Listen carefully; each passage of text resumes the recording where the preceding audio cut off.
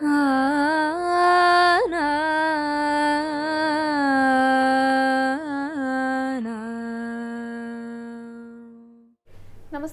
Guruvayur devotees ഓൺലൈനിലേക്ക് ഏവർക്കും സ്വാഗതം. സർവം കൃഷ്ണമയം. കൃഷ്ണായ വാസുദേവായ ദേവകീ നന്ദനായ ച നന്ദഗോപകുമാരായ ഗോവിന്ദായ നമോ നമഃ. നമ്മൾ കേരളീയർ മലയാളികൾക്ക് അവരുടെ ജീവിതത്തിലെ, അതായത് നിത്യജീവിതത്തിലെ പ്രധാനപ്പെട്ട ഒന്നാണ്, ഒരു ജീവിത ശൈലി തന്നെയാണ് ഈ എണ്ണ തേച്ച് കുളിക്കുക എന്നുള്ളത്. അതെല്ലാ ദിവസവും എണ്ണ തേച്ച് കുളിക്കുന്നവരുണ്ട്, ഒന്നരാടമായിട്ട് കുളിക്കുന്നവരുണ്ട്, ചില പ്രത്യേക ദിവസങ്ങളിൽ മാത്രം എണ്ണ തേച്ച് കുളിക്കുന്നവരൊക്കെ ഉണ്ട്. അപ്പോൾ യഥാർത്ഥത്തിൽ നമ്മൾ പറയാറുണ്ട്, ചില ദിവസങ്ങളിൽ എണ്ണ തേച്ച് കുളിക്കാനായിട്ട് പാടില്ല എന്ന് പറയാറുണ്ട്. ചില ദിവസങ്ങളിലാകട്ടെ എണ്ണ തേച്ച് കുളി നിർബന്ധമാണ് എന്ന് പറയാറുണ്ട്. ചിലരൊക്കെ അത് കൃത്യമായിട്ട് ഫോളോ ചെയ്യുന്നവരും ആയിരിക്കും കേട്ടോ. ചിലർക്കൊന്നും അത് കൃത്യമായിട്ട് അറിയില്ല, എങ്ങനെയുള്ള ദിവസങ്ങളിലാണ് ചെയ്യാൻ പാടുള്ളത് പാടില്ലാത്തതെന്നൊന്നും അറിയില്ല. അപ്പം മുൻപ് എപ്പോഴും പറയുന്ന പോലെ തന്നെ നമ്മുടെ വീടുകളിലെ പ്രായമായവർ, മുത്തശ്ശിമാരൊക്കെ ഉണ്ടെങ്കിലാണ് അവരിങ്ങനെ പറഞ്ഞു തരിക. ഈ തലമുടിയിൽ ഒരു തരി പോലും എണ്ണയില്ലല്ലോ എന്ന് പറഞ്ഞിട്ട് ഈ കൈ നിറയെ ഇങ്ങനെ എണ്ണ എടുത്തിട്ട് തലയിൽ ഇങ്ങനെ പുത്തി വെച്ച് തരും. അങ്ങനെയാണ്, അത്രയധികം എണ്ണ തേച്ചിട്ട് കുളിക്കണം എന്ന് പറയാറുണ്ട്. അപ്പം അത് നിർബന്ധമാണ്, അത് നമ്മുടെ ആരോഗ്യ സംരക്ഷണത്തിനും കൂടിയിട്ടാണ് കേട്ടോ. അപ്പോൾ നമ്മളിന്ന് പറയാനായിട്ട് പോകുന്നത് ഏതൊക്കെ ദിവസങ്ങളിലാണ് എണ്ണ തേച്ചുകുളി നിർബന്ധമായിട്ട് വേണം എന്ന് പറയാറുള്ളത്, ഏതൊക്കെ ദിവസങ്ങളിലാണ് അങ്ങനെ ചെയ്യാൻ പാടില്ല എന്ന് പറയാറുള്ളത്, അത് എന്തുകൊണ്ട് കൂടിയിട്ടാണ്, അതിനെക്കുറിച്ചാണ് ഇന്നത്തെ വീഡിയോയിൽ പ്രധാനമായിട്ട് പറയുന്നത് കേട്ടോ. അപ്പോൾ വീഡിയോ ഒക്കെ എല്ലാവരും കാണാനായിട്ട് ശ്രമിക്കുക. ആ പ്രധാനപ്പെട്ട ഭാഗത്തേക്ക് കടക്കുന്നതിന് മുൻപായിട്ട് നമുക്ക് അലങ്കാരങ്ങൾ പറഞ്ഞു തുടങ്ങാം. ആദ്യം ഗുരുവായൂരപ്പൻ്റെ അലങ്കാരം തന്നെ പറയാം കേട്ടോ. ഗുരുവായൂരപ്പനെ ഇന്നലെ ദാമോദരനായിട്ടായിരുന്നു ചാർത്തിയിട്ടുണ്ടായിരുന്നു കേട്ടോ. വളരെ മനോഹരമായിട്ട് ചാർത്തിയിട്ടുള്ള ഒരു അലങ്കാരമായിരുന്നു. നല്ല തടിച്ചുരുണ്ടിട്ടുള്ള സുന്ദരനായിട്ടുള്ള ഉണ്ണിക്കണ്ണനെ പിടിച്ച് കെട്ടിയിട്ടിരിക്കുകയാണ് ഉരലിൻ്റെ മുകളിലായിട്ട് കേട്ടോ. കാരണം കുറുമ്പൊക്കെ ഇങ്ങനെ കൂടി വരുമ്പോൾ യശോദാമ്മ ഇടയ്ക്കിടയ്ക്ക് ഇങ്ങനെ പിടിച്ച് കെട്ടിയിടാറുണ്ടല്ലേ. നമ്മുടെ അടുത്ത് ഇങ്ങനെ തന്നെയാണ് പറയാറുള്ളത്. നമ്മളോട് പറയുന്നത് എന്താ, സ്നേഹമാകുന്ന കയറ് കൊണ്ട് കെട്ടിയിടാനായിട്ടാണ് പറയാം. അതുകൊണ്ടാണ് ഉരലിൽ കെട്ടിയിട്ടിട്ടെങ്കിൽ കൂടിയിട്ട് ഭഗവാന്റെ മുഖത്ത് ആ ഒരു സന്തോഷമാണ് ഉണ്ടായിരുന്നത്. ആരെങ്കിലുമൊക്കെ ഇങ്ങനെ ഉപദ്രവിച്ച അല്ലെങ്കിൽ ശിക്ഷകളൊക്കെ കൊടുത്തു കഴിഞ്ഞാൽ സന്തോഷമാണോ ഉണ്ടാകുക? പക്ഷെ ഭഗവാൻ എന്തുകൊണ്ടാണ് സന്തോഷിക്കുന്നത്? ഭഗവാൻ അറിയാം ഇത് ദേഷ്യം പിടിച്ചിട്ട് കെട്ടിയിട്ടൊന്നും അല്ല, സ്നേഹം കൂടുതൽ കൊണ്ടാണ് കെട്ടിയിട്ടിരിക്കുന്നതെന്ന്. അതുകൊണ്ടാണ് ഭഗവാൻ ഇങ്ങനെ പുഞ്ചിരിച്ചുകൊണ്ട് നിൽക്കുന്നുണ്ടായിരുന്നു കേട്ടോ. നല്ല ഭംഗിയുണ്ടായിരുന്നു ചാർത്തി ഇത് കാണാനായിട്ട്. ഞാൻ പറഞ്ഞല്ലോ, നന്നായിട്ട് ഭക്ഷണമൊക്കെ കഴിച്ച് നല്ല തടിച്ചു ഉരുണ്ടിട്ടുള്ള ഉണ്ണിക്കണ്ണനായിട്ടായിരുന്നു. 3 തിരുമുടി മാലകൾ ഉണ്ടായിരുന്നു. അതിൽ 2 ഒരുപോലത്തെയാണ് കേട്ടോ. നന്ദിയാർവട്ടം പൂക്കളുണ്ട്, തെച്ചിയുണ്ട്. കുറച്ച് നന്ദിയാർവട്ടം, കുറച്ച് തെച്ചി, കുറച്ച് നന്ദിയാർവട്ടം, ഇങ്ങനെയാണ് 2 തിരുമുടി മാലകൾ. പിന്നെ ഒരെണ്ണം നന്ദിയാർവട്ടവും തെച്ചിയും തന്നെയാണ്, പക്ഷെ ഇതെല്ലാം കൂടെ മിക്സ് ആക്കിയിട്ട് അങ്ങനെ കോർത്തിരിക്കുകയാണ്. പിന്നെ ഒരു ഉണ്ടമാലയുണ്ട്, അതിൽ നന്ദിയാർവട്ടമുണ്ട്, തെച്ചിയുണ്ട്, തുളസിയുണ്ട്. അപ്പോൾ അത് ഓരോന്നായിട്ട് ഇങ്ങനെ മാറി മാറി കോർത്തിരിക്കുക. അത് നല്ല ഭംഗിയിൽ കോർത്തിട്ടുണ്ട് കേട്ടോ. അത് പ്രത്യേക ഡിസൈനുകളൊന്നും അല്ലെങ്കിലും അതൊരു പ്രത്യേക ഭംഗി ഉണ്ടായിരുന്നു കാണാനായിട്ട്. ഇതിന് നടുക്കാണ് നമ്മുടെ ഉണ്ണിക്കണ്ണൻ ഉരലിന്മേ കെട്ടിയിട്ട ഭാവത്തിൽ നിൽക്കുന്നുണ്ടായിരുന്നത്. ഗോപി തിലകമൊക്കെ ഉണ്ട്, കാതുപൂക്കളൊക്കെ ഉണ്ട്, നന്നായിട്ട് ചിരിച്ചു കൊണ്ടാണ് ഭഗവാൻ നിൽക്കുന്നത്. മാലകളൊക്കെ കഴുത്തിൽ അണിഞ്ഞിട്ടുണ്ട് കേട്ടോ. 2 തോളുകളിലും ഓരോ തിലകങ്ങൾ വെച്ചിട്ടുണ്ട്. വയറിൻ്റെ ഭാഗത്തായിട്ടും ഒരു തിലകമുണ്ട്. പിന്നെ കൈവളകളും തോൾവളകളൊക്കെ ഉണ്ട്. വലത്തേ കൈയിൽ ഓടക്കുഴൽ പിടിച്ചിരിക്കുക, അതിങ്ങനെ ചേർത്ത് പിടിച്ചിട്ടുണ്ട്, ഇതെൻ്റെ സ്വന്തമാണ് എന്നുള്ള രീതിയിൽ. ഇടത്തെ കയ്യിൽ ഒരു വെണ്ണുരുളിയുണ്ട്, അതും ചേർത്ത് പിടിച്ചിട്ടുണ്ട്, ഇതും എൻ്റെ സ്വന്തമാണ് എന്നുള്ള ആ ഒരു ഭാവത്തിൽ. അരയിൽ കിങ്ങിണി കെട്ടിയിട്ടുണ്ട്, അതിങ്ങനെ വലിയ സ്വർണ്ണ മണികൾ കൊണ്ട് ഇങ്ങനെ കുറത്ത ഒരു കിങ്ങിണി പോലെയാണ് തോന്നുക കേട്ടോ. പിന്നെ പട്ടുകോണകമുണ്ട്, അതിനിടയ്ക്കാണ് ഒരു കയറ് കൊണ്ടൊരു കെട്ടും. അതെവിടേക്കാണ് പോകുന്നത്? ഇടതുഭാഗത്തായിട്ട്, കണ്ണൻ്റെ ഇടതുഭാഗത്തായിട്ട് ഉരൽ ചാർത്തിയിട്ടുണ്ട്. വലിയ ഉരലൊന്നുമല്ല കേട്ടോ, ചെറിയൊരു ഉരലാണ്. അതൊരു കളിപ്പാട്ടം പോലെയാണ് തോന്നുക. ഭഗവാൻ ഇപ്പോൾ വലിയ ഉരലാണെങ്കിലും അതൊരു കളിപ്പാട്ടം തന്നെയാണ്. പ്രത്യേകിച്ച് ഇന്നലെ ഒരു കുഞ്ഞുരല, ചെറിയ കുട്ടികൾക്ക് കളിക്കാനൊക്കെ ആയിട്ടുള്ള ചെണ്ടകൾ കണ്ടിട്ടില്ലേ? ഇവിടെ നടക്കിലൊക്കെ ഉണ്ടായിരിക്കും തൂക്കിയിട്ടിരിക്കുന്ന കുഞ്ഞു ചെണ്ടകൾ. അപ്പോൾ 2-3 വയസ്സായിട്ടുള്ള ഒരു ഉണ്ണിക്ക് ഒരു ചെണ്ട കിട്ടിക്കഴിഞ്ഞാൽ എത്രത്തോളം വലിപ്പ വ്യത്യാസം ഉണ്ടായിരിക്കും. അങ്ങനെ ഒരു ചെറിയ ഉരലാണ് ചാർത്തിയിരിക്കുന്നത്, എളുപ്പത്തിന് വലിച്ചു കൊണ്ടുപോകാം എന്നുള്ള ആ ഒരു രീതിയിൽ. പിന്നെ കാലുകളൊക്കെ നല്ല തടിച്ചു വന്നിട്ടുള്ള കാലുകളാണ് കേട്ടോ. കാൽത്തളകളുമൊക്കെ അണിഞ്ഞിട്ടാണ് ഭഗവാൻ നിൽക്കുന്നുണ്ടായിരുന്നത്. അങ്ങനെ നല്ല സുന്ദരനായിട്ട് ചന്തത്തിൽ ചാർത്തിയിട്ടുള്ള ഒരു അലങ്കാരമായിരുന്നു കേട്ടോ. ഭഗവാന്റെ ആ ഒരു രൂപവും ആ ഒരു നിൽപ്പും ആ ഒരു പുഞ്ചിരിയും ഒക്കെ മനസ്സിൽ നന്നായിട്ട് കണ്ടുകൊണ്ട് തൊഴുതു പ്രാർത്ഥിച്ചോളൂ. ഭഗവാന്റെ കുഞ്ഞു പാദങ്ങളിൽ എല്ലാവരും നമസ്കരിച്ചോളൂ. ഗുരുവായൂരപ്പ ശരണം എന്നൊന്ന് കമൻറ്റ് ബോക്സിൽ രേഖപ്പെടുത്തിക്കോളൂ. ഇനി നമുക്ക് ഗണപതിയുടെ അലങ്കാരം പറയാം. നമ്മൾ കുറുമ്പനായിട്ടുള്ള ഉണ്ണിക്കണ്ണനെ കണ്ടിട്ടാണല്ലോ വരുന്നത്. ഗണപതി എങ്ങനെ ഇരിക്കുന്നുണ്ടായിരുന്നു അറിയോ? മഞ്ഞ നിറത്തിലാണ് ഉടയാട ഉണ്ടായിരുന്നത്. അതിൽ ലേസൊക്കെ പതിപ്പിച്ചിട്ടുണ്ട് കേട്ടോ. കഴുത്തിലൊരു സ്വർണ്ണ നിറത്തിൽ മാല ഇട്ടിട്ടുണ്ട്. പിന്നെ തുമ്പിയിൽ ഒരു മഞ്ചാടി, നെറ്റിയിലും ഒരു മഞ്ചാടി, കാതിൽ കാതുപൂക്കളൊക്കെ വെച്ചിട്ടുണ്ട്. കിരീടം ചാർത്തിയിരിക്കുക. ചന്ദനം കൊണ്ട് ഓരോ ഇതളുകളായിട്ട് ഇങ്ങനെ ചാർത്തിയിട്ട് 2 തട്ട് പോലെ ചാർത്തിയിട്ടുണ്ട്. അതിന് മുകളിലൊരു ചന്ദ്രകലയുണ്ട്. ചന്ദ്രകല വിട്ട് കളയണേയില്ല കേട്ടോ ഗണപതി. നല്ല ഇഷ്ടമായിട്ടുണ്ട്. കളിപ്പാട്ടം പോലെയാണല്ലോ ഉണ്ണി ഗണപതിക്ക് ചന്ദ്രകലയൊക്കെ കിട്ടിക്കഴിഞ്ഞാൽ. അതിൽ സന്തോഷത്തോട് കൂടിയിട്ട് ആ ശിരസ് ഇങ്ങനെ ചൂടിയിട്ടുണ്ട്. കുറേ ദിവസങ്ങളിലായിട്ട് അത് കാണാറുണ്ട് കേട്ടോ. അപ്പം അങ്ങനെയായിരുന്നു ഗണപതിയുടെ അലങ്കാരം ചാർത്തിയിട്ടുണ്ടായിരുന്നത്. എല്ലാവരും ആ ഒരു രൂപമൊക്കെ നന്നായി മനസ്സിൽ കണ്ടുകൊണ്ട് തൊഴുതു പ്രാർത്ഥിച്ചോളൂ കേട്ടോ. ഗണപതിക്ക് മുന്നിൽ എല്ലാവരും ഒന്ന് ഏത്തമിട്ടോളൂ. ഇനി നമുക്ക് ഭഗവതിയെ കാണാൻ പോകാം. ഭഗവതി വളരെ ലളിതമായിട്ടാണ് അണിഞ്ഞൊരുങ്ങിയിരിക്കുന്നുണ്ടായിരുന്നത്. നല്ല ഭംഗിയുണ്ടായിരുന്നു കാണാനായിട്ട് കേട്ടോ. ചുവന്ന നിറത്തിലാണ് ഉടയാട ഉണ്ടായിരുന്നത്. ലേസുകളൊക്കെ ഇങ്ങനെ തുന്നി പിടിപ്പിച്ചിട്ടുണ്ട്. നിറയെ പൂക്കളൊക്കെ ഇങ്ങനെ പുഷ്പാർച്ചനയൊക്കെ നടത്തിയിട്ടുണ്ട്. അപ്പോൾ കുറച്ച് ഭാഗം മാത്രമാണ് ഉടയാടയുടെ കാണുന്നുണ്ടായിരുന്നുള്ളൂ. കാതുപൂക്കളാണ്, നല്ല വലിപ്പമുള്ള കാതുപൂക്കൾ കാതിലണിഞ്ഞിട്ടുണ്ട്. അതിന് ചുവടെയായിട്ട് ഓരോരോ കാതുപൂക്കൾ, അതായത് പൂക്കൾ ഇങ്ങനെ വെച്ചിട്ട് അത് കഴുത്തിലൊരു മാല പോലെ തോന്നുന്നുണ്ടായിരുന്നു കേട്ടോ. അപ്പം അങ്ങനെയായിരുന്നു മാല അണിഞ്ഞിട്ടുണ്ടായിരുന്നത്. ചുണ്ടൊക്കെ നല്ല കരിഞ്ചുവപ്പ് നിറത്തിലാണ്. ചെറിയൊരു പുഞ്ചിരിയൊക്കെ ഭഗവതിയുടെ ചുണ്ടത്തുണ്ട്. പിന്നെ നെറ്റിയിൽ ഒരു സ്വർണ്ണ പൊട്ട് വെച്ചിട്ടുണ്ട്. പിന്നെ ഒരു കിരീടമുണ്ട് ഭഗവതിക്ക്. അത്യാവശ്യം ഒരു നല്ല വലിയ കിരീടമല്ല, ഒരു ഇടത്തരം വലിപ്പമുള്ള ഒരു കിരീടമുണ്ട്. അതാണ് ശിരസിൽ അണിഞ്ഞിരിക്കുന്നത്. അങ്ങനെ നല്ല സുന്ദരിയായിട്ട് മുഖച്ചാർതൊക്കെ കാണാനായിട്ട് നല്ല ഭംഗിയുണ്ടായിരുന്നു കേട്ടോ. നല്ല സുന്ദരിയായിട്ടിരിക്കുന്ന ഭഗവതിയായിരുന്നു. എല്ലാവരും ഭഗവതിയുടെ അനുഗ്രഹത്തിനായിട്ട് നന്നായിട്ട് പ്രാർത്ഥിച്ചോളൂ. ഭഗവതിക്ക് മുന്നിൽ എല്ലാവരും ഒന്ന് നമസ്കരിച്ചോളൂ. ഇനി നമ്മൾ എത്തിയിരിക്കുന്നത് അയ്യപ്പനെ കാണാനായിട്ടാണ് കേട്ടോ. അയ്യപ്പൻ്റെ അലങ്കാരം അത്രയും ഭംഗിയുണ്ടായിരുന്നു. നല്ല ഭംഗിയുള്ള രീതിയിലാണ് അയ്യപ്പനെ ചാർത്തിയിട്ടുണ്ടായിരുന്നത്.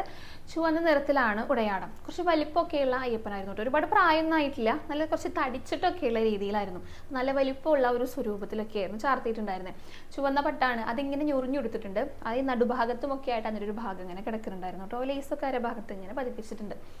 പിന്നെ കഴുത്തിലെ ഒരു നല്ല നീളത്തിൽ ഒരു പിച്ചിമുട്ടുമാല ചാർത്തിയിട്ടുണ്ട്.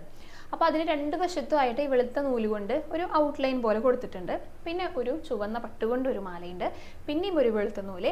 അതിന് മുകളിലെ തുളസിയുടെ ഇലയുണ്ടല്ലോ, തുളസിയുടെ ഇല ഓരോ ഇതളുകളായിട്ട് ഇങ്ങനെ വെച്ച് പോയിട്ടുണ്ട്. അപ്പോൾ അതൊരു മാല പോലെ, ഇത് കാശുമാല പോലെയൊക്കെ തോന്നും. ആ ഓരോ തുളസിക്കും വെളുത്ത നൂല് കൊണ്ട് ഇങ്ങനെ ഓരോ ഔട്ട്ലൈനും കൊടുത്തിട്ടുണ്ട്. അപ്പോൾ നല്ല ഭംഗിയുണ്ടായിരുന്നു. അത് ചാർത്തിയ മാലയാണെങ്കിൽ കൂടിയിട്ട് അത് കാണാനായിട്ട് നല്ല ഭംഗിയുണ്ടായിരുന്നു. നല്ല വലുപ്പമൊക്കെ തോന്നിപ്പിച്ചിരുന്നു. അപ്പോൾ ആ നെഞ്ച് മുഴുവൻ ഇങ്ങനെ മാല കിടക്കുന്ന പോലെയാണ് തോന്നുക. പിന്നെ തോളുകളിലൊക്കെ ഇങ്ങനെ പൂക്കൾ വെച്ചിട്ടുണ്ട്. കാതുപൂക്കളിലും അവിടെ പൂക്കളാണ്. കാതിന് മുകളിലായിട്ടും പൂക്കൾ വെച്ചിട്ടുണ്ട് കേട്ടോ. ചുണ്ടൊക്കെ നല്ല ചുവപ്പ് നിറത്തിലാണ്, കരിഞ്ചുവപ്പല്ല കേട്ടോ. നല്ല ഭംഗിയുള്ള ഒരു ചുവന്ന നിറത്തിലാണ്. നല്ല തടിച്ചുരുണ്ടിട്ടുള്ള മുഖമൊക്കെയാണ്. കുറച്ച് തടിയുള്ള അയ്യപ്പനാണെന്ന് പറഞ്ഞല്ലോ. പിന്നെ നെറ്റിയിലെ ഒരു ഗോപിപ്പൊട്ടാണ്, അത് കറുപ്പ് നിറത്തിലാണ് കേട്ടോ. കാരണം ആ ഭാഗം ചാർത്തിയിട്ടില്ല. അപ്പോൾ ചാർത്തിയിട്ടില്ല എന്ന് പറയുമ്പോൾ ആ മൂലവിഗ്രഹത്തിൻ്റെ കറുപ്പ് നിറം ഉണ്ടല്ലോ, അതാണല്ലോ നമുക്ക് കാണുക. അപ്പോൾ കറുപ്പ് നിറത്തിലായിരുന്നു ഗോപിപ്പൊട്ട് ഉണ്ടായിരുന്നത്. പിന്നെ കിരീടം ചാർത്തിയിരിക്കുക. അത് ശരിക്കും ഒരു കിരീടം പോലെ തന്നെ ചാർത്തിയിട്ടുണ്ട്. ഓരോ ഡിസൈനിനും ഇതേപോലെ വെളുത്ത നൂല് വെച്ചിട്ട് ഔട്ട്ലൈനൊക്കെ കൊടുത്തിട്ടുണ്ട്. അപ്പോൾ അതുകൊണ്ടൊക്കെയാണ് അത്രയും ഭംഗിയായിട്ടാണ് ഇന്നലത്തെ അയ്യപ്പൻ്റെ അലങ്കാരം ചാർത്തിയിട്ടുണ്ടായിരുന്നു കേട്ടോ. അപ്പോൾ എല്ലാവരും നല്ല സുന്ദരനായിട്ടിരിക്കുന്ന അയ്യപ്പൻ്റെ രൂപമൊക്കെ ഒന്ന് മനസ്സിൽ ധ്യാനിച്ചുകൊണ്ട് തൊഴുതു പ്രാർത്ഥിച്ചോളും. അയ്യപ്പന് മുന്നിലും എല്ലാവരും ഒന്ന് നമസ്കരിച്ചോളും. ഇനി നമുക്ക് എണ്ണ തേച്ച് കുളിയുടെ പ്രാധാന്യത്തെക്കുറിച്ച് പറയാട്ടോ. പലരും എണ്ണ തേച്ച് കുളിക്കുന്നവരൊക്കെ ആയിരിക്കും. അതിന് കുറച്ച് സമയമൊക്കെ ആവശ്യമാണ്. എണ്ണയൊക്കെ ഒന്ന് തേച്ച്, അത് തലയിലാണെങ്കിലും ദേഹത്താണെങ്കിലും എണ്ണയൊക്കെ തേച്ച് അതൊന്ന് പിടിക്കാനായിട്ട് കുറച്ച് നേരം റെസ്റ്റ് ചെയ്യുകയൊക്കെ വേണം. അപ്പോൾ ഈ ജോലി തിരക്കൊക്കെ ഉള്ളവർക്ക് അതൊന്നും സാധിക്കാറില്ല.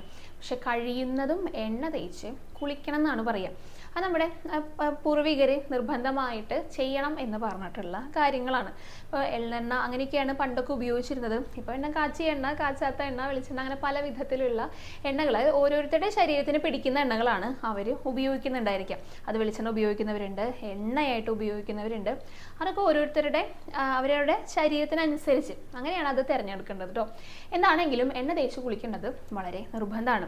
അതിന് കാരണങ്ങളായിട്ട് പറയണത് പ്രധാനമായിട്ടും ഏറ്റവും പ്രധാനപ്പെട്ട കാര്യം ആരോഗ്യ സംരക്ഷണം തന്നെയാണ് കേട്ടോ. കാരണം എണ്ണയൊക്കെ തേച്ചുള്ള ഒരു കുളിയൊക്കെ കഴിഞ്ഞാൽ ഈ എണ്ണയിൽ അടങ്ങിയിട്ടുള്ള ആ ചേരുവകളുണ്ടെങ്കിൽ അത്, അല്ലെങ്കിൽ അതിൻ്റെ ഔഷധ ഗുണം നമ്മുടെ ശരീരത്തിലേക്ക് വ്യാപിക്കുകയാണ് ചെയ്യുക.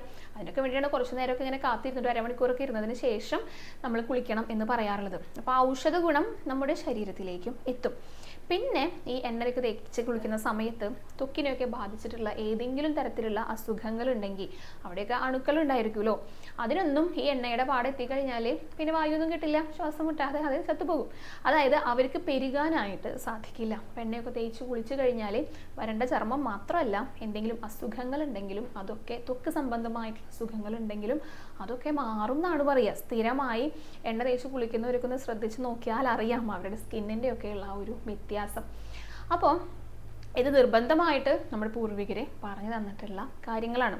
ഇപ്പോൾ വീട്ടിൽ പഴയ ആളുകളൊക്കെ ഉണ്ടെങ്കിൽ അവരിപ്പോഴും പറയുന്നുണ്ടായിരിക്കും. കാരണം എന്താണെന്ന് വെച്ച് കഴിഞ്ഞാൽ ഇപ്പോൾ കൂടുതൽ പറയുന്ന കാര്യങ്ങൾ ഇതായിരിക്കും. ഞാൻ ചെറുപ്പത്തിലൊക്കെ കേട്ടിട്ടുണ്ട് കേട്ടോ, ഇപ്പോഴും ഇടയ്ക്കൊക്കെ പറയാറുണ്ട്. കാരണം ഇപ്പോഴത്തെ കുട്ടികൾക്ക് തലയിൽ എണ്ണ തേക്കുക എന്ന് പറഞ്ഞു കഴിഞ്ഞാൽ ദേഹത്തും എണ്ണ തേക്കില്ല പലരും. അത് ഇഷ്ടമില്ല അവർക്ക്. ഇങ്ങനെ മുടി ഇങ്ങനെ പാറി ഇങ്ങനെ നടക്കുന്നതാണ് കൂടുതൽ ഇഷ്ടം. അതുകൊണ്ടാണ് ഇപ്പോഴും കുറച്ച് എണ്ണ തേച്ചുകൂടെ, മുടിയൊക്കെ കെടുക്കുന്നത് കണ്ടില്ലേ, ചിലപ്പോൾ എണ്ണ തേച്ച് കഴിഞ്ഞാലും തീരെ എണ്ണ ഇല്ലല്ലോ എന്നും കൂടെ പറയും. അതെന്തുകൊണ്ടാണ്? എണ്ണ തേച്ച് കുളിക്കുക അത്രയേറെ പ്രാധാന്യമുള്ളത് കൊണ്ടാണ്. അപ്പോൾ സ്ഥിരമായിട്ട്, അതായത് എല്ലാ ദിവസവും എണ്ണ തേച്ച് കുളിക്കുന്നവർക്ക്, അങ്ങനെ പ്രത്യേക ദിവസം നോക്കാതെ കുളിക്കുന്നവരുണ്ട്, അവർക്കുള്ള കാര്യങ്ങളല്ല കേട്ടോ. അതല്ലാതെ ഇപ്പോൾ ഇന്ന ദിവസം കുളിക്കാൻ പാടില്ല, ഇന്ന ദിവസം കുളിക്കണം, അങ്ങനെയൊക്കെ നോക്കിയിട്ട് ഇപ്പോൾ ഒന്നൊരാടം കുളിക്കുന്നവരുണ്ടായിരിക്കും. അപ്പോൾ ആഴ്ചയിൽ 2-3 ദിവസങ്ങളിൽ മാത്രം എണ്ണ തേച്ച് കുളിക്കുന്നവരുണ്ടായിരിക്കും. അവർക്കൊക്കെയുള്ള കാര്യങ്ങളാണ്. പ്രധാനമായിട്ടും ചൊവ്വ വെള്ളി ദിവസങ്ങളിൽ എണ്ണ തേച്ച് കുളിക്കണം എന്നാണ് പറയാറുള്ളത്. ഭഗവതിയുടെ ദിവസങ്ങളാണ്. അപ്പോൾ സ്ത്രീകൾക്കാണ് അങ്ങനെ ചെയ്യണമെന്ന് പറയാറുള്ളത്. അതായത് സ്ത്രീകളാണോ അവർക്ക് ചൊവ്വയും വെള്ളിയും ദിവസമാണ് നിർബന്ധമായിട്ടും എണ്ണ തേച്ച് കുളിക്കണമെന്ന് പറയാറുള്ളത് കേട്ടോ. അപ്പോൾ പുരുഷന്മാർക്കാണെങ്കിലോ അവർക്ക് ബുധനും ശനിയുമാണ് പറയാം. ഇത് ബുധനാഴ്ചയും ശനിയാഴ്ചയും പുരുഷന്മാർ നന്നായിട്ട് എണ്ണയൊക്കെ തേച്ചിട്ട് കുളിക്കണം എന്നാണ് പറയാം. അപ്പോൾ സ്ത്രീക്കാണെങ്കിലും പുരുഷനാണെങ്കിലും 2 ദിവസങ്ങളിലായിട്ടാണ് പറയാറുള്ളത് കേട്ടോ. അപ്പോൾ ആദ്യത്തെ ദിവസം ചൊവ്വ വെള്ളി. പിന്നെ പറയണത് വ്രത ദിവസങ്ങളിൽ എണ്ണ തേച്ച് കുളിക്കാൻ പാടില്ല എന്ന് പറയും. അപ്പോൾ എല്ലാം കൂടെ ഒരുമിച്ചാണ് ഞാൻ പറയാറുള്ളത്. കുറേ പേർക്കൊക്കെ കുറച്ച് കാര്യങ്ങളൊക്കെ അറിയുന്നുണ്ടായിരിക്കും. അപ്പോൾ എന്നാലും അറിയാത്തവർക്ക് വേണ്ടിയിട്ട് പറയുന്നതാണ്. വ്രത ദിവസങ്ങളിൽ എണ്ണ തേച്ച് കുളി പാടില്ല എന്നാണ് പറയുക. പക്ഷേ ഏകാദശിക്ക് എണ്ണ തേക്കണം എന്ന് പറയാറുണ്ട്. ഏകാദശിക്ക് എന്തെങ്കിലും എണ്ണ വാങ്ങി തേച്ച് കുളിക്കണം എന്നാണ് പറയാറുള്ളത്. അപ്പോൾ ഏകാദശിക്കാണ് എണ്ണ തേച്ച് കുളിക്കേണ്ടത്. ബാക്കിയുള്ള വ്രത ദിവസങ്ങളിലൊന്നും എണ്ണ തേച്ച് കുളി പതിവില്ല കേട്ടോ. വാവിൻ്റെ അന്ന് എണ്ണ തേച്ച് കുളി പാടില്ല എന്നാണ് പറയുക. പക്ഷെ ദീപാവലിയുടെ വാവുണ്ടല്ലോ, ദീപാവലി, അത് കഴിഞ്ഞ ദീപാവലിക്ക് ഞാൻ പറഞ്ഞിട്ടുണ്ടായിരുന്നു. അന്ന് എണ്ണ തേച്ച് കുളിക്ക് വളരെയേറെ പ്രാധാന്യമുണ്ട്. അത് സ്നാനത്തിന് പ്രാധാന്യമുണ്ട്, അത് എണ്ണ തേച്ചിട്ട് കുളിക്കണം എന്നാണ് പറയുക. അപ്പോൾ വാവിന് പാടില്ല, പക്ഷെ ദീപാവലിയുടെ അന്ന് വാവിനാണല്ലോ ദീപാവലി വരിക, അന്ന് എണ്ണ തേച്ച് കുളിക്കണം എന്ന് പറയാറുണ്ട്. പിന്നെ പറയണത് എന്നറിയോ, പിറന്നാളിന്, അത് പലരും കേട്ടിട്ടുണ്ടായിരിക്കും. പിറന്നാളാണെങ്കിൽ എണ്ണ തേച്ച് കുളിക്കണ്ട കേട്ടോ എന്ന് പറയും. അപ്പോൾ അങ്ങനെയും പറയും. അപ്പോൾ എന്തുകൊണ്ടാണ് പിറന്നാളിന് എണ്ണ തേച്ച് കുളിക്കാനായിട്ട് പാടില്ല. പിന്നെ തിങ്കളാഴ്ചകളിൽ പൊതുവേ സ്ത്രീകൾ എണ്ണ തേച്ച് കുളിക്കേണ്ട എന്നാണ് പറയാറുള്ളത്. കാരണം തിങ്കളാഴ്ച വ്രതം, ഒരിക്കലേ അങ്ങനെയൊക്കെ വരുന്ന ദിവസമാണല്ലോ, അതുകൊണ്ടാണ്. അപ്പോൾ അത് വ്രതത്തിൻ്റെ ആ ഒരു കൂട്ടത്തിൽ പെട്ടു. അപ്പോൾ വ്രതം എടുക്കുന്ന ദിവസങ്ങളിൽ എണ്ണ തേച്ച് കുളി പാടില്ല എന്ന് പറയും. അപ്പോൾ ഇതിലെ ചില ദിവസങ്ങളിൽ പാടില്ല എന്ന് പറഞ്ഞിട്ടുണ്ട്, അപ്പോൾ അതേപോലെ ചെയ്യാം. ചില ദിവസങ്ങളിൽ നിർബന്ധമായിട്ടും എണ്ണ തേച്ച് കുളിക്കണം എന്ന് പറയാറുണ്ട്, അപ്പോൾ അതേപോലെ ചെയ്യാം. നിർബന്ധമായിട്ടും ഈ ചൊവ്വ വെള്ളി ദിവസങ്ങളിൽ സ്ത്രീകൾക്കും ഈ ബുധൻ ശനി ദിവസങ്ങളിൽ പുരുഷന്മാർക്കും പറയുന്നത് എന്തുകൊണ്ടാണെന്ന് വെച്ചാൽ ആഴ്ചയിൽ 2 ദിവസമെങ്കിലും ആ എണ്ണ തേച്ച് കുളി ചെയ്യാൻ വേണ്ടിയിട്ടാണ്. അത്രയെങ്കിലും ആരോഗ്യം നമുക്ക് ഉണ്ടാകാൻ വേണ്ടിയിട്ടാണ്, ആരോഗ്യ സംരക്ഷണത്തിന് വേണ്ടിയിട്ടാണ്. അപ്പോൾ എല്ലാവരും അതൊന്ന് ശ്രദ്ധിക്കുക കേട്ടോ. ആഴ്ചയിൽ 2 ദിവസമെങ്കിലും എണ്ണ തേച്ച് കുളിക്കാനായിട്ടൊക്കെ ഒന്ന് ശ്രദ്ധിക്കാം.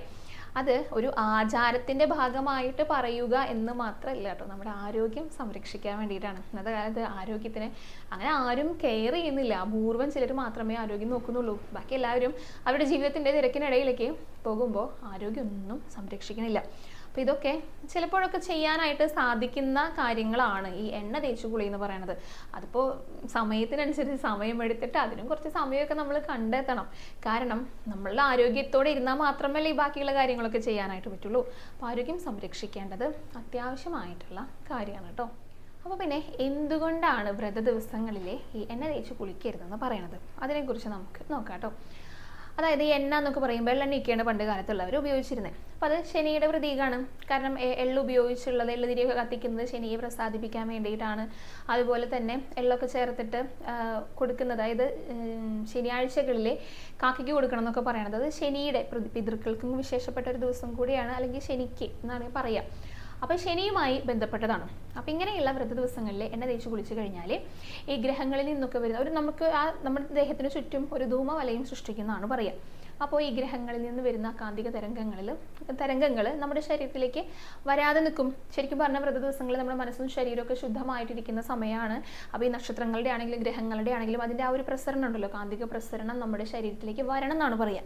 ഇത് വരാതെ ഇത് തടഞ്ഞു നിർത്തും. അതുകൊണ്ടാണ് അങ്ങനെയുള്ള ദിവസങ്ങളിൽ എണ്ണ തേച്ച് കുളിക്കരുത് എന്ന് പറയാറുള്ളത് കേട്ടോ. പിന്നെ വേറൊരു കാര്യം കൂടി ഉണ്ട്. അതായത് ഈ എണ്ണ തേച്ച് കുളിച്ച് കഴിഞ്ഞിട്ടുണ്ടെങ്കിൽ നമുക്ക് എന്താ തോന്നുക, നന്നായിട്ട് ദേഹവും തലയിലൊക്കെ എണ്ണ തേച്ച് കുളിച്ച് കഴിഞ്ഞാൽ നല്ല വിശപ്പൊക്കെ ഉണ്ടാകും. അപ്പോൾ നമ്മൾക്ക് നന്നായി ഭക്ഷണമൊക്കെ കഴിക്കണം. ഇപ്പോൾ വ്രതമുള്ള ദിവസമൊക്കെ ആണെങ്കിലോ അന്ന് വളരെ കുറച്ച് ഭക്ഷണം കഴിക്കേണ്ട ദിവസങ്ങളാണ്. അപ്പോൾ കൂടുതൽ ഭക്ഷണം കഴിക്കാനായിട്ട് നമുക്ക് തോന്നും. അപ്പോൾ ഭക്ഷണമൊക്കെ കഴിച്ച് കഴിഞ്ഞാൽ പിന്നെ എണ്ണയൊക്കെ തേച്ച് കുളിച്ച് കഴിഞ്ഞാൽ തന്നെ സ്വാഭാവികമായിട്ട് നല്ല ഉറക്കവും വരും. അപ്പോൾ ഉറങ്ങാനും പാടില്ല, അങ്ങനെ ഇടത് സമയങ്ങളിലൊന്നും കൂടെ ഉറങ്ങാനായിട്ട് പാടില്ല എന്നും കൂടെ പറയാറുണ്ടല്ലോ. അപ്പോൾ ആ ഒരു വ്രതം ശരിയായിട്ട് ആചരിക്കാനായിട്ട് കുറച്ച് തടസ്സങ്ങൾ ഉണ്ടാകും. അതുകൊണ്ടൊക്കെയാണ് എണ്ണ തേച്ച് കുളിക്കരുതെന്ന് പറയുന്നത് കേട്ടോ. പിന്നെ ഏകാദശിക്ക് കുളിക്കണം എന്ന് പറയുന്നത് ഇത്രയൊക്കെ ബുദ്ധിമുട്ടുണ്ടെങ്കിലും ഭഗവാനെ നമുക്ക് സേവിക്കാനായിട്ട് സാധിക്കുന്നുണ്ടോ, അങ്ങനെയാണ് ഭഗവാൻ നോക്കുക. അപ്പോൾ ഏകാദശി വ്രതത്തിൻ്റെ അന്ന് എണ്ണ തേച്ച് കുളിക്കാം, ബാക്കിയുള്ള വ്രതങ്ങൾക്കൊന്നും എണ്ണ തേച്ച് കുളിക്കാനായിട്ട് പാടില്ല എന്ന് പറയും. പിറന്നാളിനും ഇതേ സങ്കല്പം തന്നെയാണ്. ചിലർ ആ വർഷത്തിലൊരിക്കലാണ് പിറന്നാൾ വരിക, അന്ന് എണ്ണ തേച്ച് കുളിക്കാറില്ല. പക്ഷേ ഈ പക്കപ്പിറന്നാൾ വരുമല്ലോ, ഓരോ മാസങ്ങളിലും നാളുകൾ വരുമല്ലോ നക്ഷത്രങ്ങൾ, അന്നും ചിലർ എണ്ണ തേച്ച് കുളിക്കാറില്ല കേട്ടോ. അതിന് കാരണവും ഇതുപോലൊക്കെ തന്നെ ഏകദേശം ഭഗവാനെ സേവിച്ചുകൊണ്ടിരിക്കണം തന്നെയാണ് പിറന്നാളിൻ്റെ ദിവസങ്ങളും പറയുക. അപ്പോൾ അതും ഇങ്ങനെ ഉറക്കമൊക്കെ വന്നു കഴിഞ്ഞാൽ നമുക്ക് ബുദ്ധിമുട്ടാണല്ലോ. അപ്പം അങ്ങനെയും ഒരു കാരണം കൂടെ ഈ എണ്ണ തേച്ച് കുളിക്കാൻ പാടില്ല എന്ന് പറയുമ്പോൾ പറഞ്ഞു കേട്ടിട്ടുണ്ട് കേട്ടോ. പിന്നെ ഇതോടൊപ്പം തന്നെ ചേർത്ത് പറയേണ്ട ഒരു കാര്യം, എണ്ണയൊക്കെ തേച്ചിട്ട് നമ്മൾ തല മുങ്ങി കുളിച്ചതിന് ശേഷം പിന്നെ ശരീരത്തിൽ എണ്ണ തേക്കരുതെന്നാണ് പറയാറുള്ളത്. അത് എന്തുകൊണ്ടാണെന്ന് വെച്ച് കഴിഞ്ഞാൽ, ഇപ്പോൾ കുളിയൊക്കെ കഴിഞ്ഞിട്ട് നമ്മൾ ശരീരത്തിൽ എണ്ണ തേച്ചു എന്ന് വിചാരിക്കും. അപ്പോൾ വിയർക്കേണ്ട ഒരു അവസ്ഥയൊക്കെ വന്നു കഴിഞ്ഞാലാണ് ഏറെ പ്രശ്നമാകുക. കാരണം ഈ വിയർപ്പ് എന്ന് പറയുമ്പോൾ അത് ജലഗണങ്ങളാണ്. അപ്പോൾ ഈ വെള്ളവും എണ്ണയും ഇവർ തമ്മിൽ യോജിപ്പില്ലല്ലോ, രണ്ടും സെപ്പറേറ്റ് ആയിട്ടാണ് നിൽക്കുള്ളൂ, മിക്സ് ആകില്ല. അപ്പോൾ ഈ വിയർപ്പൊന്നും നമ്മുടെ ശരീരത്തിൽ നിന്ന് പുറത്തു പോകില്ല, ഈ എണ്ണയുടെ ആ ഒരു പാട അവിടെ നിൽക്കുന്നത് കൊണ്ട്.